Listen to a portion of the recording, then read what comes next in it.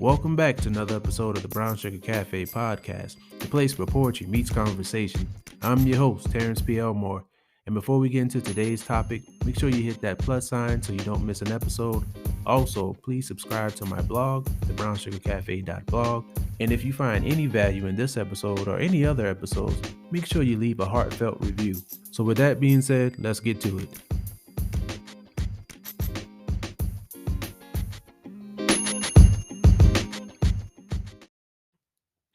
What's up, everybody? Happy February. Happy Black History Month. Happy Valentine's Day month. I hope that you're taking the time to learn some new Black History facts this month and also every month. Let's make this a monthly thing. It's always good to learn new information, but make sure that you're learning the part of American history that is Black history. And it's Valentine's Day month. Let's not fall into the commercialness of the holiday, the gifts and the flowers, candy, things like that. Those things are cool, but let's try to make Valentine's Day and celebrating the people that we love and care about a everyday thing. Instead of flooding the timelines with our gifts and candy and dinners and all of that, how about let's flood our contact list with reaching out to people this weekend and showing them and letting them know that you love them. So today, I want to talk about how we inspire people. There was a quote that I shared on my Facebook page, and I think I shared it on my LinkedIn page. And the quote says, "You don't need to be perfect to inspire others. Let people get inspired by how you deal with your imperfection." And when I shared that quote, I was thinking about how sometimes we're so focused on being perfect. We're so focused on perfection. And we don't have to be perfect to inspire people. We don't have to have everything all figured out to inspire people. We think that we do because of what we see. And when I say by what we see, it's the people that we admire, the people who we think have it all together, the people that we follow on social media, the people that we see on TV, the people that we admire. Sometimes when we try to glean off these people, we try to mimic where they are now. And it's not until we hear their story or we hear their struggles that we realize that, hey, this person started where I started from. This person still has challenges, even though they're further along than I am. And so I think we should do a better job with sharing how we deal with our imperfections, how we deal with those moments when we don't have it all together, how we deal with our frustrations. And it's not being completely open to where you're just letting everyone in your business because you can't tell everybody everything. But it's letting people know where you have challenges and how you deal with those challenges. Those steps that you use are steps that other people need to use as well. Working on this third book, it's not lately, it hasn't been as easy as I thought it would be. And, but for good reasons, because the more I'm writing, the more that my ideas are taking off. It's like I have one idea, and then when I'm writing, I come up with this other idea, and it just keeps growing into something even better than I anticipated.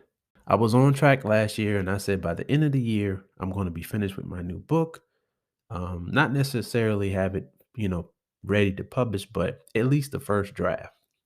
That didn't happen.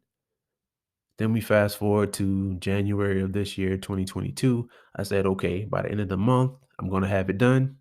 We're here in February and I'm still not done. And so when I was in January, I was like, man, I'm going to be done by the end of February. And then I started thinking about it. Why am I trying to force myself to stick to a deadline with this particular type of goal. And I say that because when you're writing, whatever you're writing can take a different shape, a different turn, and it can turn into something that you didn't anticipate. And so it's good to have deadlines. I'm not going to just be out there, but I want to have the freedom to extend my deadline as long as it means I'm putting out something that I'm satisfied with. I don't want to stick with a deadline for the sake of sticking with a deadline. And so that's been challenging for me because I want to stick to my goals. I want to stick to finishing by the end of February, but as I'm writing, as these ideas are coming, I'm thinking I'm not going to make it, which is okay. Because for this sort of thing, as long as I'm being consistent and as long as I'm writing something during this time, I'm still on track. And I'm a person who tries to encourage people to set goals and deadlines to make sure they finish something. But I also say if you can't finish when you set aside a time to finish or a date to finish, it's okay.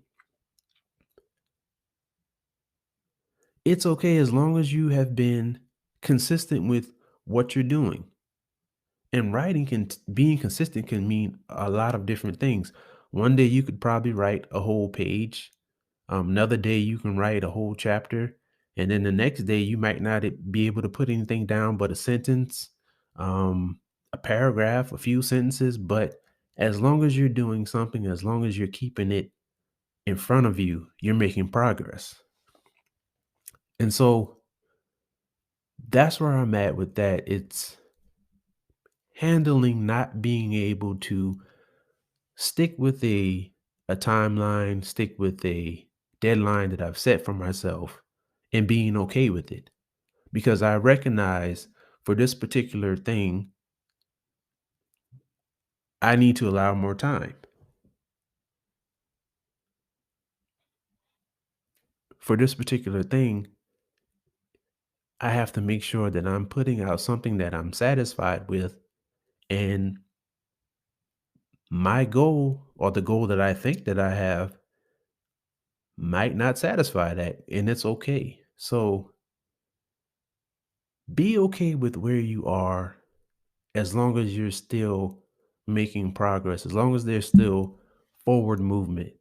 That's what's most important, forward movement. It may not be the speed that you want it to be, but as long as you're moving and you're moving forward, you're making progress. And so that's my part of how I'm handling imperfections that I want to share with you all. Your situation may be different, it may be something more serious, but I feel like you can apply the same thing to whatever you're dealing with. We don't have it all figured out. One of the most famous quotes is everybody has a plan until they get punched in the mouth. And it's okay. Sometimes you can even plan for the bad stuff to happen, and then something you didn't even expect throws you completely off. And it's okay, but figure out what happened, where you went wrong, and keep going. It's okay to pause. It's okay to take breaks, but don't take extended breaks where you're not even coming back to it and the break has turned to you just quitting altogether. Don't give up. Don't quit. Redirect when you have to and understand that we're not perfect. And I think that's the one of the best qualities about us is that we're not perfect. We have imperfections that highlight our character. We have imperfections that bring out the best in our personalities. And there's some things that we think are so horrible or make us unworthy that people need to hear about, that can help them because we all have struggles. We all have challenges. We all have things that we're not happy with at this moment. But if we keep pushing forward, if we keep progressing, if we don't give up, we will eventually get there. So I want everyone to remember that you don't need to be perfect to inspire others. Let people get inspired by how you deal with your imperfection.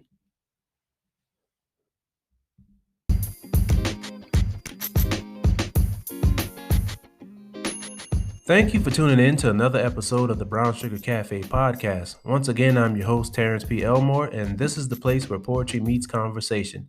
Hit that follow button and turn on your notifications so you won't miss an episode.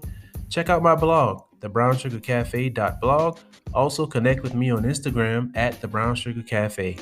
Hope you enjoyed this episode, and as always, remember, keep pushing forward.